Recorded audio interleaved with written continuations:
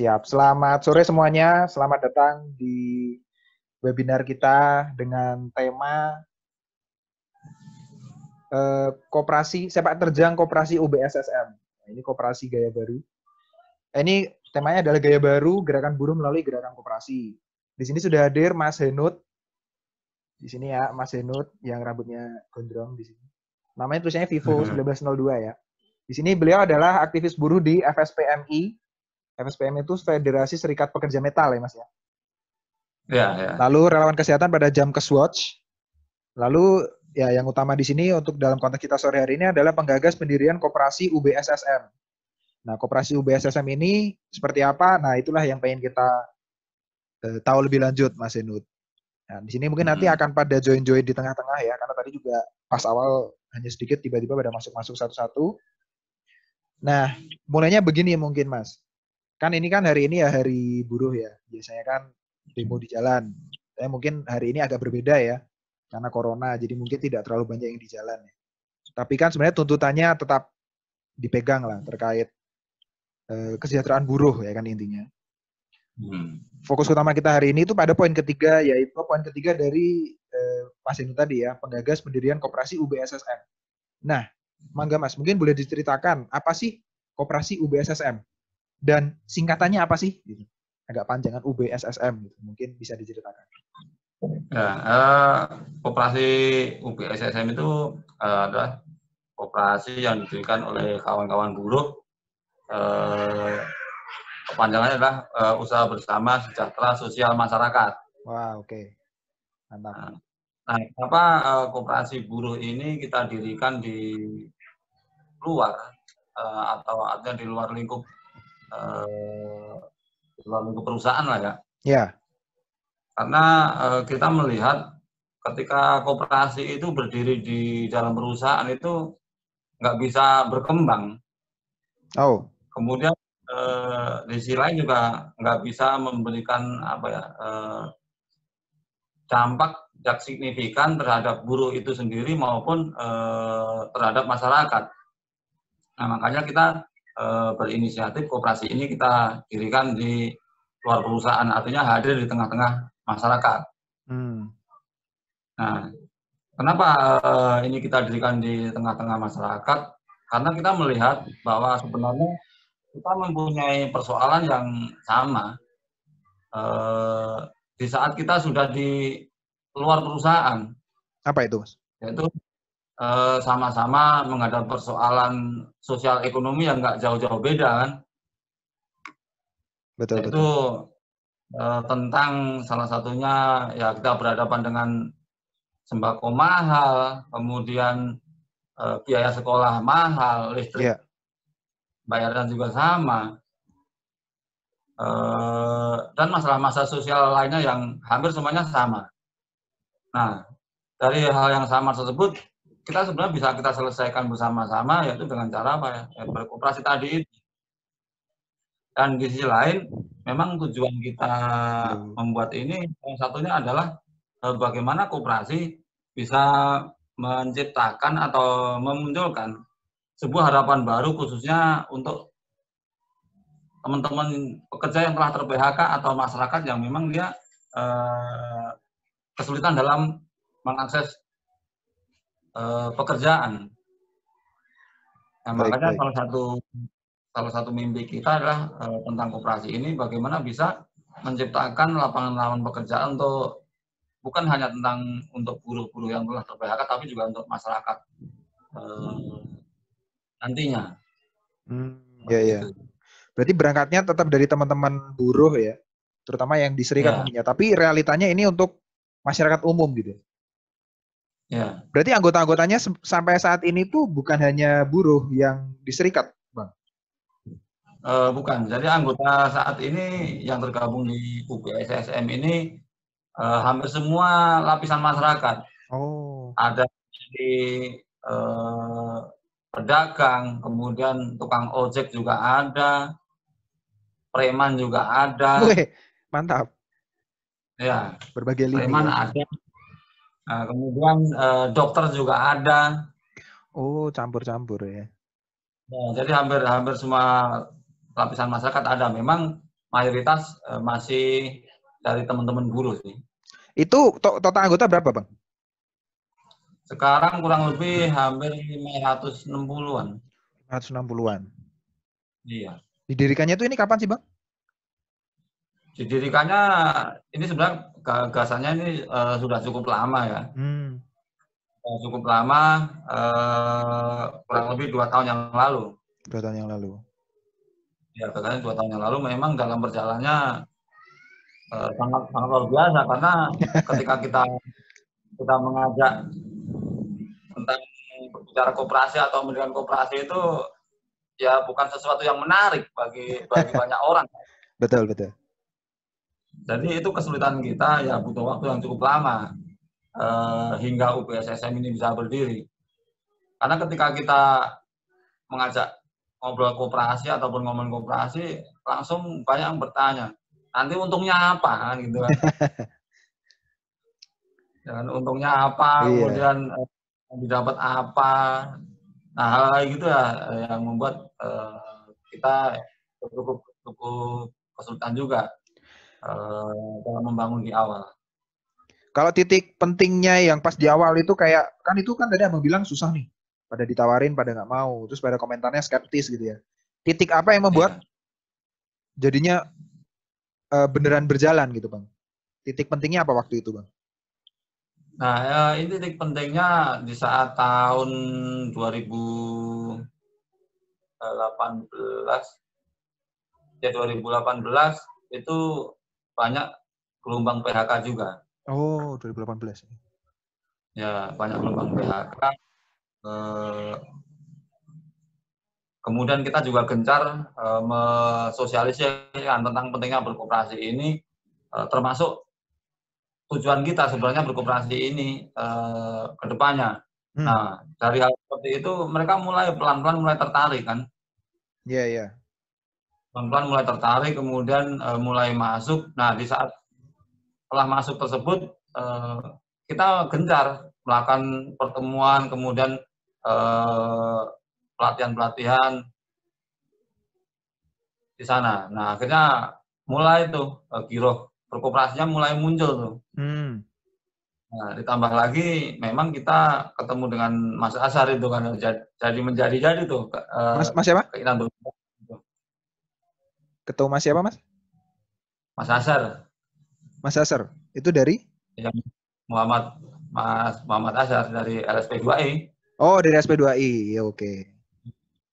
Nah, jadi, itu menjadi semangat kita makin menjadi kan udah nggak kepikiran kayak apa itu udah nggak kepikiran. Semakin terbakar ya.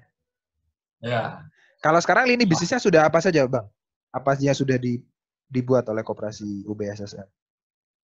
Sampai saat ini kita masih dalam perjalanan masih satu itu retail. Retail ya, kebutuhan dasar dulu ya. Ya, retail. Itu tuh ada, itu kisahnya gimana Bang? Pas untuk retail yang pertama dibangun sama UBSSM, kayak seperti apa prosesnya, terus kenapa pertama retail dulu, itu bagaimana Bang? Nah, memang retail ini menjadi hal yang kita bangun di awal. Karena pada dasarnya kita mempunyai sesuatu kebutuhan yang sama. Yaitu apa? Sama-sama saling memenuhi kebutuhan kita masing-masing kan.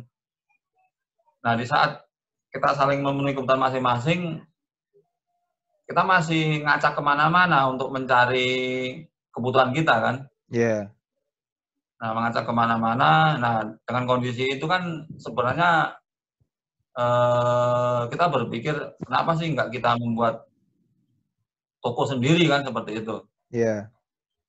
Nah, ketika dengan membuat toko sendiri ini mungkin nanti akan ada sesuatu yang bisa kita dapatkan bukan hanya tentang barang-barang lain, tapi ternyata ada sebuah hal yang kita dapatkan juga yaitu dari sisi efisiensi pengeluaran.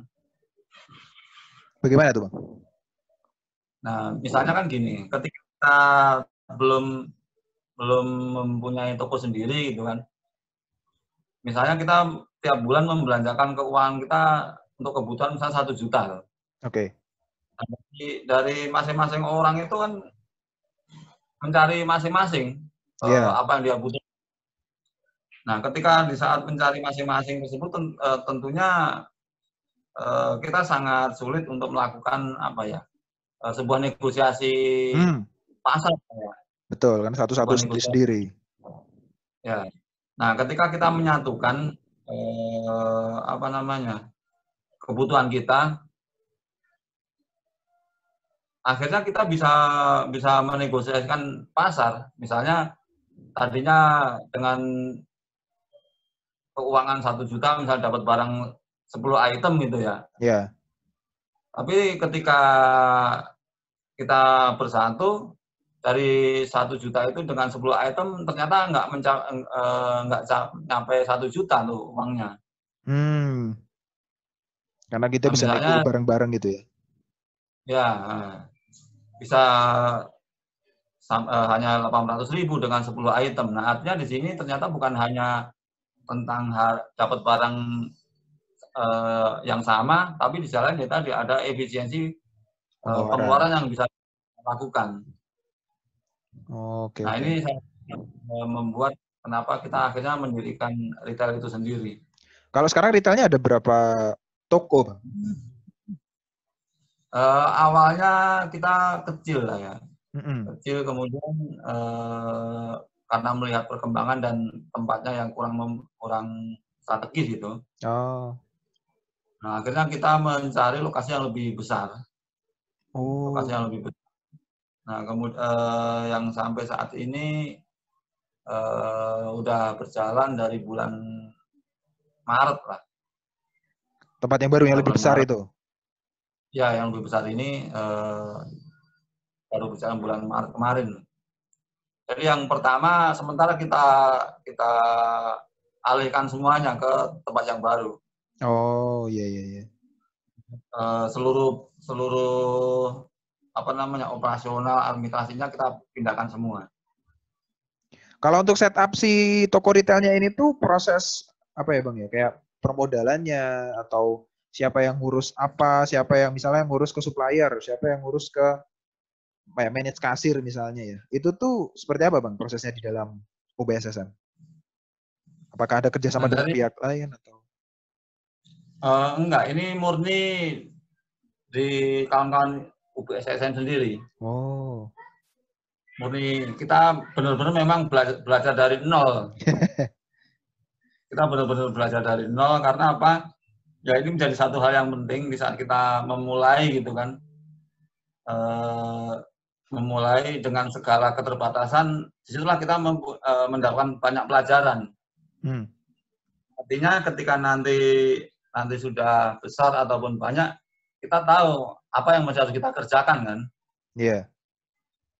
Nah tentunya hal ini juga kita tidak bisa sendiri, dan sampai hari ini pun kita masih dibimbing dari LSP2E khususnya Mas Asa, termasuk Mbak Hera, ada Mas Suroto. Oh iya, Mas Suroto juga. Oke. Ya. Kalau ini Bang, saya penasaran sebenarnya kalau tanggapan dari kawan-kawan misalnya serikat pekerja yang lain Bang terhadap pergerakannya UBSSM. Itu seperti apakah? Ya.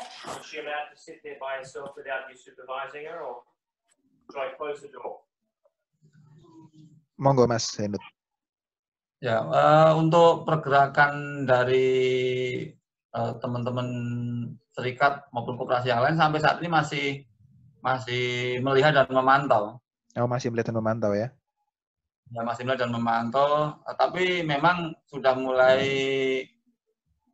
ada beberapa koperasi yang mulai menjalin kerjasama. Oh, seperti apa tuh Bang contohnya? Salah satunya adalah UBSSM mulai menyuplai kebutuhan koperasi yang ada di perusahaan-perusahaan. Oh, justru nyuplai yang koperasi-koperasi, ini nyebutnya biasanya koperasi karyawan ya biasanya? Iya. Ini udah ada beberapa yang kita suplai ke sana, dan anggota yang ada di sana pun udah mulai masuk menjadi anggota kita juga. Jadi pada join UBSSM juga ya? Ya. Bentar, sorry, biasa ibu rumah tangga jam segini repot. Ya, udah mau siap-siap ini ya buka. Udah selesai, tinggal nunggu. Siap. Udah matang tuh, Mbak? Udah mateng lah. Udah matang ya? Lagian webinar jam 4:30. Ya kan memang mepet itu, Mbak. Makanya kita rekam buat teman-teman yang lain yang tidak memungkinkan buat join. Ada beberapa yang udah request. Oke, kita lanjut dulu ya. Terus ini Bang, saya tuh sebenarnya suka banget dengan slogannya UBSSM, yaitu Worker is Owner. Itu ada kisahnya tersendiri nggak Bang? Atau sebenarnya muncul itu sebagai slogan utamanya kayak gimana? Dan apa yang dimaksud dengan Worker is Owner dari sudut pandang Bang Henut? Nah, tentang slogan Worker is Owner ini memang menjadi apa ya? Kalau saya bilang menjadi penyemangat kita atau ikon kita. Ikon dia. Ya, kenapa ini kita ambil? Karena berangkat dari banyaknya kawan-kawan kita atau melihat teman-teman yang hampir setiap hari kita selalu melihat berita-berita PHK. Dan ini PHK ini hampir setiap saat terjadi menimpa kawan-kawan khususnya di Serikat Pekerja ya. Iya. Nah, ini yang membuat kenapa slogan ini kita ambil dengan harapan bahwa ketika kita bekerja di perusahaan sendiri, nggak akan pernah ada yang bisa mem-PHK kita, kecuali kita sendiri kan. Iya, betul. Nah, inilah yang membuat slogan itu kita menjadikan ikon kita di UBSSM. Oke, triggernya dari situ ya. Harapannya punya perusahaan-perusahaan sendiri. Sebenarnya kalau yang UBSSM bayangkan, Bang, kan ini kan sekarang di retail ya. Berarti nanti perusahaan-perusahaan apa aja kah yang sekiranya sudah tervisikan gitu? Yang saat ini sudah ada gambaran itu kita pengen membuat air minum sebenarnya, perusahaan air minum kan. Oh, air minum. Iya. Seperti air minum dalam kemasan gitu, Bang, kayak Aqua dan semacamnya? Iya. Kenapa itu, Bang? Kenapa muncul itu? Karena konsumsi air minum ini hampir semua kawan-kawan buruh ini mengkonsumsi. Oh iya, iya. Yang mengkonsumsi baik di rumah maupun di perusahaan kan? Iya, di kantor juga, betul. Iya, nah artinya ini menjadi sebuah peluang yang sebenarnya bisa diambil oleh teman-teman buruh itu sendiri. Iya. Nah, makanya kita telah mendaftarkan hak paten kita sebenarnya. Oh, udah bikin? Untuk merek, iya udah bikin merek air minum. Apa tuh, Bang? Namanya Worker Water Mineral. Worker Water Mineral. Mantap. Iya. Oke. Air minum dalam kemasan bener ya, karena ya kita tiap hari baik yang galon maupun yang gelas gitu ya, Bang ya? Iya. Apalagi hampir di tingkat perusahaan itu namanya air galon itu sebulan bisa ribuan itu. Oh, iya betul. Ya bisa ribuan. Nah, artinya di sini teman-teman pekerja juga punya akses untuk komunikasi dengan perusahaan masing-masing ketika nanti kita bisa membangun perusahaan air minum ini. Karena artinya pasar itu udah ada di depan mata sebenarnya. Iya, dari anggota-anggota sendiri justru ya. Iya. Sehingga bisa kembali lagi. Oke. Jadi ide air mineral itu benar-benar ini ya, benar-benar dahsyat sebetulnya karena itu kan kebutuhan utama kita. Iya. Betul. Soalnya saya sempat baca juga Bang, kayak sempat ada share di OBSSM maupun di Bang Henut ya, kayak ada rumah sakit misalnya. Kepikiran rumah sakit, terus apa lagi ya? Tadi kan nyambung sama jam Swatch mungkin ya terkait rumah sakit itu ya. Itu kalau itu munculnya karena apa Bang? Apakah karena sering terjadi jaminannya malah nggak keluar meskipun terkena kecelakaan kerja yang seharusnya ditanggung atau seperti apa? Nah, terkait tentang mimpi punya klinik atau rumah. Kepencet. Ya Bang. Ya.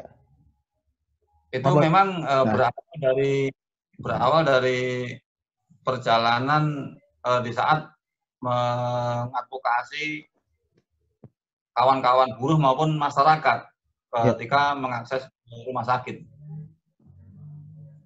Nah, di sini ketika mengakses rumah sakit ini banyak sekali bahwa banyak orang jadi jatuh miskin. Ya. Itu gara-gara sakit kan? Gara-gara sakit. Di sisi lain, kita di saat sehat itu juga pasti ada kemungkinan sakit. Nah, ketika udah sakit, masuk rumah sakit ini kita nggak pernah bisa mendeteksi nanti biayanya akan habis berapa. Iya. Itu kan. Betul. Tiba-tiba aja udah segede gitu kan. Iya. Nah, di sinilah akhirnya kita kepikiran kenapa sih kita nggak membangun klinik sendiri atau rumah sakit yang pembiayaannya nanti bisa kita patungan bersama-sama kan gitu. Iya, iya. Dengan memanfaatkan apa? Misalnya saat ini di teman-teman pekerja itu kan terdaftar dalam BPJS Kesehatan. Ya. BPJS Kesehatan di mana peserta BPJS Kesehatan ini terdaftar di klinik-klinik yang bekerja sama dengan BPJS. Nah, klinik-klinik tersebut yang terdaftar dengan BPJS itu mendapatkan dana kapitasi dari BPJS Kesehatan kan tiap bulannya. Ya, betul. Kalau nggak salah, kapitasi itu untuk satu orang itu 10.000. Oh. 10.000 rupiah kan. Nah, sementara di klinik itu dibatasi untuk kepesertaan BPJS itu 25.000 orang. Oke, ada limitnya gitu ya? Ya, nah artinya klinik itu bisa mendapatkan dana kapitasi atau dana segar lah ya dari BPJS itu setiap bulannya bisa nyampe 250 juta kan. Nah, kemudian dari 25.000 orang itu tiap bulan kita bisa berhitung yang sakit paling banter berapa kan gitu. Iya, iya.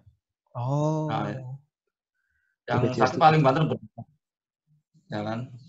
Nggak belum tentu dari 25.000 orang itu sakit semua dalam sebulan kan? Ya. Nah itu sementara buruh itu dia mempunyai jaminan double biasanya. BPJS Kesehatan iya, jaminan BPJS Kesehatan iya, kemudian masih ada jaminan yang diberikan perusahaan melalui asuransi komersil atau jaminan langsung dari perusahaan kan.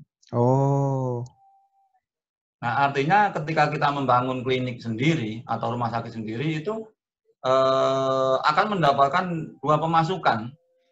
Ya. Dari BPJS maupun dari asuransi yang diberikan oleh perusahaan. Nah, artinya di sini ada sesuatu manfaat yang bisa kita terima atau kita bangun untuk pelayanan yang terbaik untuk pekerja maupun masyarakat. Karena untuk melayani anggota-anggota sendiri gitu ya, bukan untuk siapa-siapa yang lain. Nah. Oke. Nah, sekarang kita berarti masuk ke tanya jawab dulu ya. Saya tapi udah ada beberapa stok pertanyaan dari teman-teman yang registrasi ya. Kita utamakan itu dulu. Di luar itu kalau teman-teman yang lain ada yang mau membuat pertanyaan, ditaruh di chat dulu sementara ya. Kan itu ada chat tuh di sebelah kanan. Jadi saya mau membacakan beberapa pertanyaan. Pertama, bagaimana kiat Mas Henut saat mengumpulkan anggota koperasi UBSSM ya, terutama pas awal-awal, karena salah satu syarat membangun koperasi adalah minimal 20 orang. Gimana sepak terjang waktu mengumpulkan anggota koperasi yang harus siap untuk memegang nilai bersama? Apakah ada percekcokan saat rapat pembentukan koperasi? Monggo Mas Henut. Ya, di saat awal-awal seperti yang saya sampaikan tadi itu nggak ada apa ya, memang sangat sulit lah ya. Sangat sulit, tapi setelah berjalannya waktu ya berjalan begitu aja sih, nggak ada percecokan atau apapun itu nggak ada. Oh, nggak ada. Jadi dalam pertemuan itu ya makin terbuka, makin selaras gitu ya Bang ya, antar anggota. Iya. Oh. Iya. Jadi kita memang sering ada konsolidasi lah, kalau kita di Serikat Pekerja namanya konsolidasi kan. Konsolidasi, oke. Nah, konsolidasi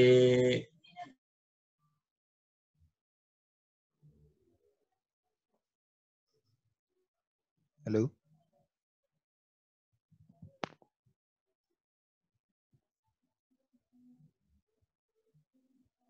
Kepotong ya? Tes.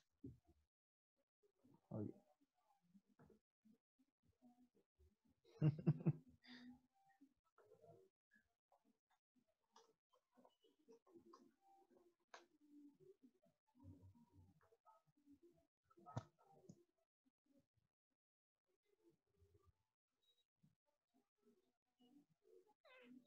Halo Mas Enut.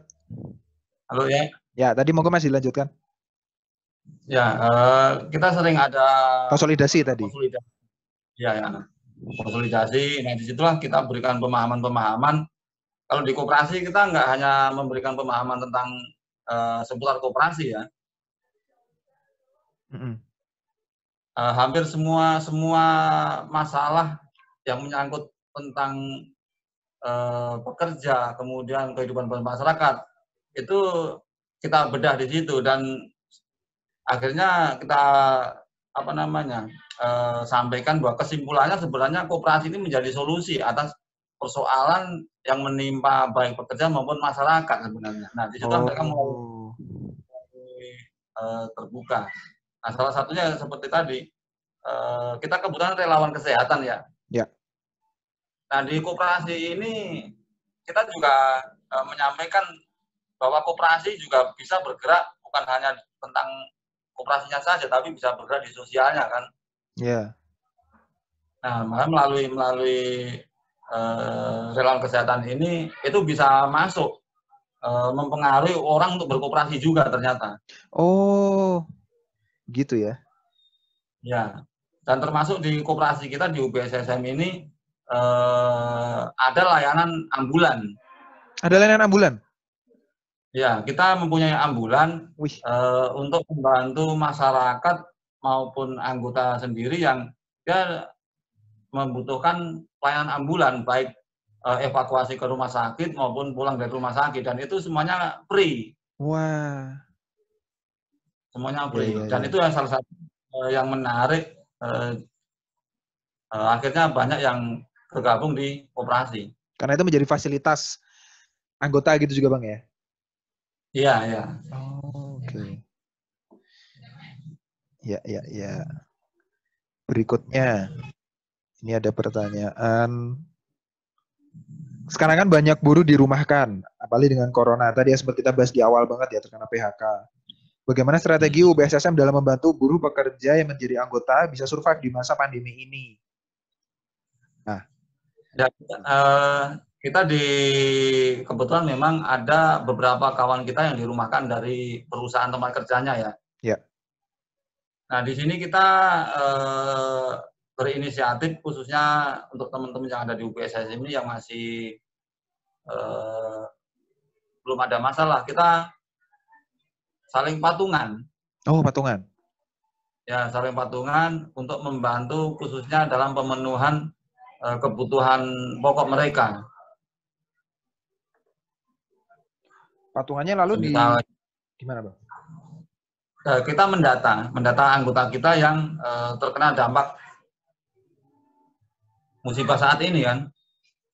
Nah, dari data tersebut kita prepare untuk memberikan support mereka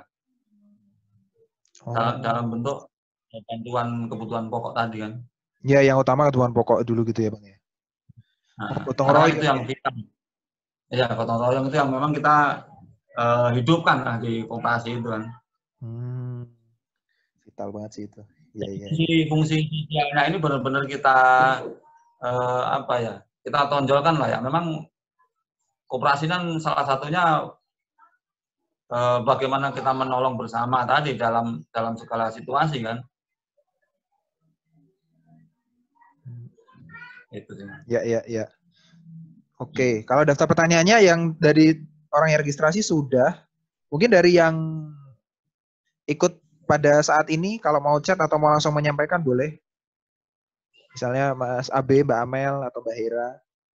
Nah, mungkin Mas Abe ini tadi ini bilang, atau mau menanggapi dulu juga boleh kalau nggak pertanyaan pun. Silakan. Ya, menanggapi Mas. Nah, monggo Mas Abe. mantap Mas, ilmu lapangan ya seperti tadi ya saya bilang. Memang kadang saya melihat tuh orang tuh bukan akal dulu ya. Kadang tuh tidak selalu akal dulu yang nyampe. Tapi masalah rasa loh, masalah gairah. Ini saya belum pernah ketemu Mas Vivo 1902 loh ini. Gairahnya nyampe banget ya Mas. Semangatnya berkooperasi langsung ikut semangat loh Mas. Mantap. Saya kalau secara mendetail masalah kooperasi juga nggak begitu pahamnya. Tapi ikut kerasa loh. Dari masa buruhnya, penyampaiannya tuh nggak menggebu-gebu dan nggak pelan loh. Enak Mas. Sosok-sosok seperti ini yang mantep. Selain konsep juga butuh sosok pemimpinan loh Mas. Mas Vivo ini Mas. Ya sekian. Masalah gairah. Oke, makasih Mas Abi tanggapannya. Yaitu Mas Henut. Mungkin mau menanggapi balik? Gimana? Mungkin mau menanggapi balik dari tanggapannya Mas Abi tadi. Ya memang ini sih kita pengen apa ya, menghilangkan tentang citra koperasi yang telah terlanjur rusak sebenarnya kan. Kita bisa lihat ketika orang dengan koperasi taunya jualan, terus tempatnya ngutang, tempatnya minjem, ya kan? Udah gitu SHU tanpa mikiri gimana sih koperasi itu sendiri, gitu kan. Nah salah satunya memang UBSSM ini kita ingin mengembalikan tentang roh koperasi yang sebenarnya, tentang gotong royongnya, nulung bersamanya tadi, dan bagaimana ruhnya itu masuk ruh gairah itu masuk itu. Gimana memang koperasi ini adalah tempatnya memanusiakan manusia atau menempatkan manusia pada posisi yang lebih tinggi dari apapun kan. Ya, terutama dari modal ya. Iya, yang pengen kita kembalikan. Makanya ketika dengar banyak juga sih ketika masyarakat maupun pekerja sendiri di saat mau gabung ke koperasi, kita jelaskan tentang UBSSM. Dan mereka sedikit aneh gitu kan. Aneh. Ya, sedikit aneh kan. Wah ini karena kalau di awal memang di UBSSM saya tegaskan ke siapapun bahwa di UBSSM ini anti pinjaman tak gituin. Anti pinjaman. Iya, nggak ada ceritanya ngutang-ngutang atau minjem itu nggak ada. Oh, oke. Nah ini yang yang ingin kita kembalikan di UBSSM, salah satunya misi kita ingin mengembalikan roh koperasi itu sendiri ke realnya. Iya. Ruhnya tadi, kalau katanya Mas Abi itu gairahnya ya, utamanya itu udah dapet dari Mas Henut. Memanusiakan manusia, ya benar ya. Jadi sebenarnya tertarik yang dibilang sama Mas Henut tadi sih, bahwa pas konsolidasi itu sebenarnya bukan cuma koperasi, tapi koperasi itu tuh hadir tuh sebagai solusi. Jadi mulai pembicaranya tuh dari masalah bersama, kebutuhan bersama, situasi ada yang kena PHK, ada yang kena ini itu. Solusi itu muncul dalam bentuk koperasi, bukan ngomongin koperasi hanya karena koperasinya saja gitu. Ya. Karena itu memang bentuk penyelesaian masalah bersama. Ya. Mungkin ada lagi yang lain mau menanyakan atau menanggapi? Boleh. Pokoknya mantep lah Mas Henut. Harus diangkat jadi tokoh buruh nasional gitu loh. Ini Mbak Hera ini juga salah satu motivasi yang saat ini apa ya? Kalau saya bilang tak anut ya tak anut juga ini. Anut apa Mas? Kita belajar bareng-bareng. Nah, jadi memang apa ya? Saya mempelajari koperasi cukup lama sebenarnya. Penasaran kan dengan koperasi kan. Nah pada satu waktu itu ketemu buku apa ya waktu itu ya, terbitan dari LSD2I kan, Pak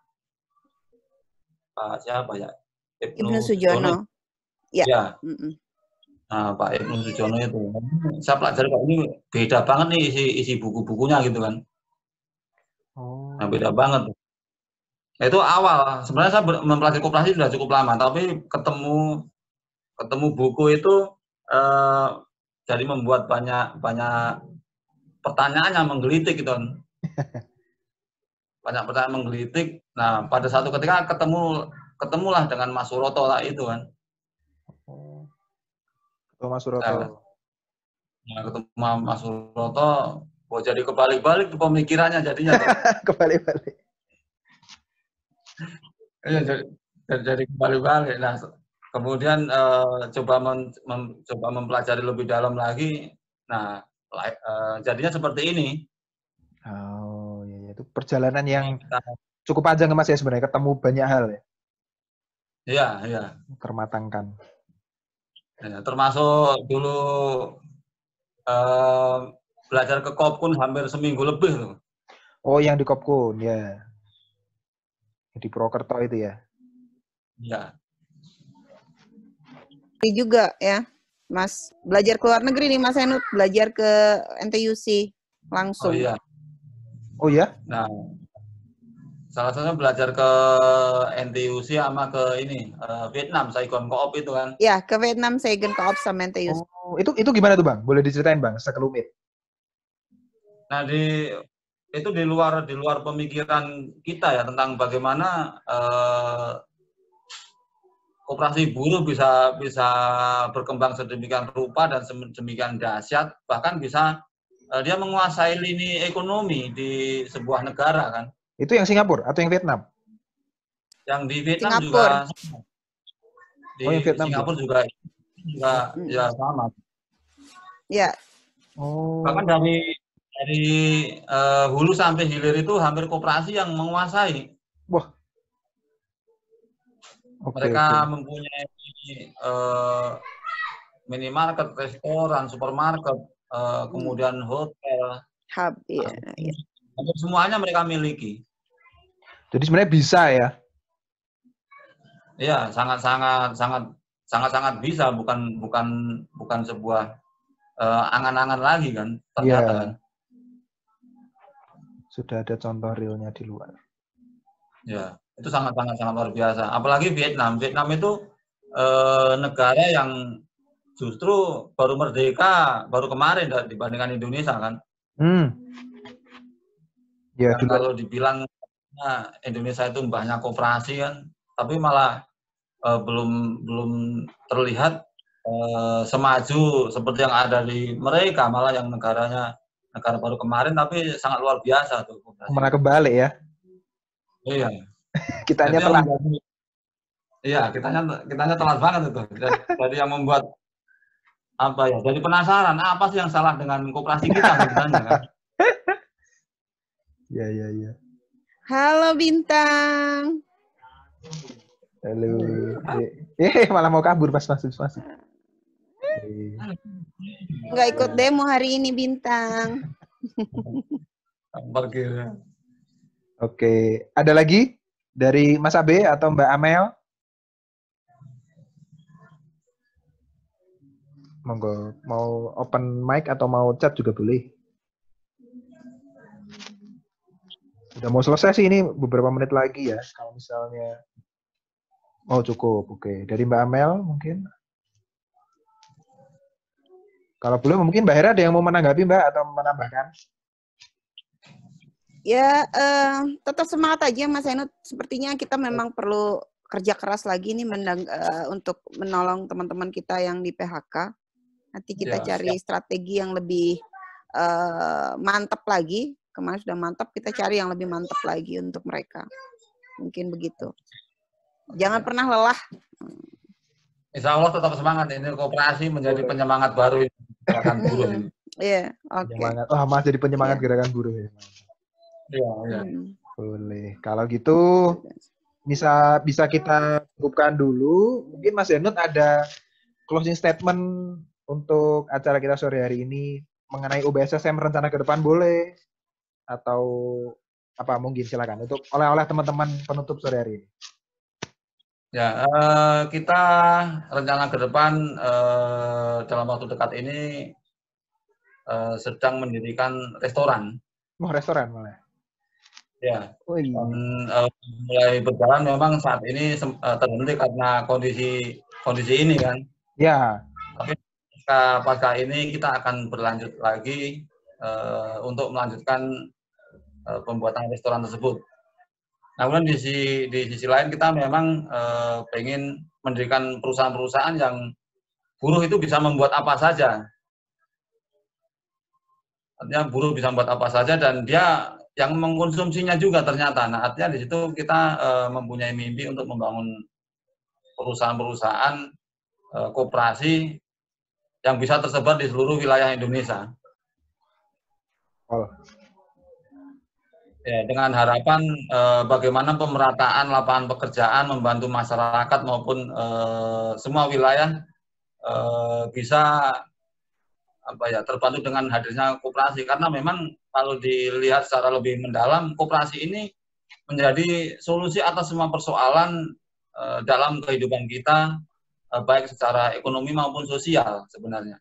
Jadi saya ingin mengajak semuanya, teman-teman buruh khususnya dan masyarakat, ayo kita bangun koperasi ini, tapi dengan koperasi yang sebenarnya, bukan koperasi mainan kan.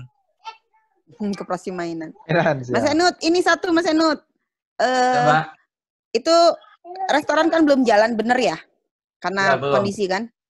Bisa nggak kalau misalnya itu jadi dapur umum para pekerja? Bisa sih, Mbak. Kita saat ini memang mempunyai dapur umum, tapi masih kita fokuskan di rumah buruh. Kita mempunyai tempat konsolidasi buruh itu di rumah buruh di jembatan.